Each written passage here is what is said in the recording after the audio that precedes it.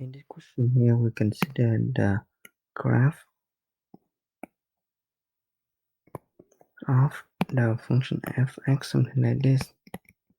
Then we consider the interval from a and b. We assume that the f(x) is continuous and non-negative here.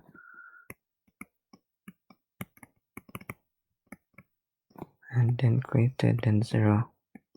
And from here, in order to estimate the area under the curve here, we're going to split this interval into the small sub-interval like this. And then we overestimate this area here using the upper rectangle